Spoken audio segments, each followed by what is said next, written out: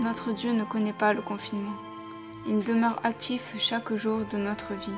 C'est pourquoi nous devons nous aussi être les témoins vivants du Christ notre Seigneur. Le physique peut être confiné, mais pas l'esprit et le cœur. De l'Évangile selon saint Luc. Qui vous a appris à fuir la colère qui vient? Produisez donc des fruits qui expriment votre conversion, et ne vous mettez pas à dire en vous-même « Nous avons Abraham pour père ». Car je vous le dis, avec les pierres que voici, Dieu peut faire surgir des enfants à Abraham. Seigneur, aide-nous à nous convertir sans cesse à nouveau, surtout, spécialement pendant ces temps, ces périodes difficiles. De nombreuses personnes m'ont dit qu'elles pensaient que cette année avait été très difficile et que l'année suivante ne pourrait pas être pire.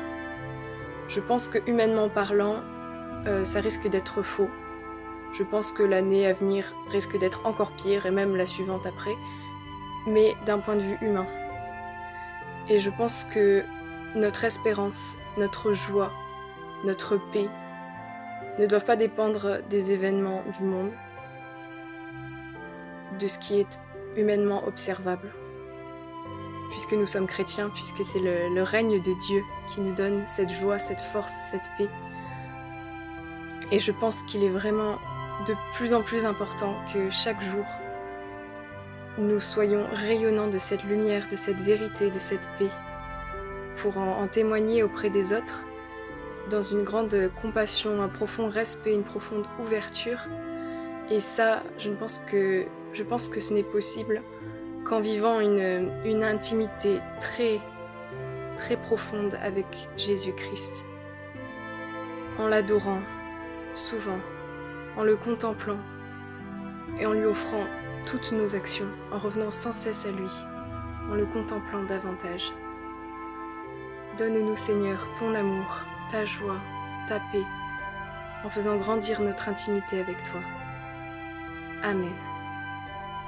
Être confiné pour moi n'est pas un obstacle à la mission. Cela peut nous sembler plus compliqué, car nous ne pouvons aller rencontrer des gens à l'extérieur. Nous avons parfois le moral en baisse aussi.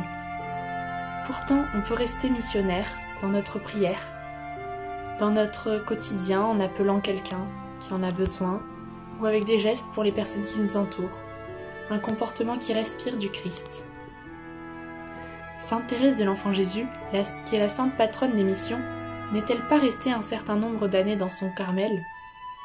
Et pourtant, elle priait pour les âmes du monde extérieur. Elle n'en était pas moins missionnaire.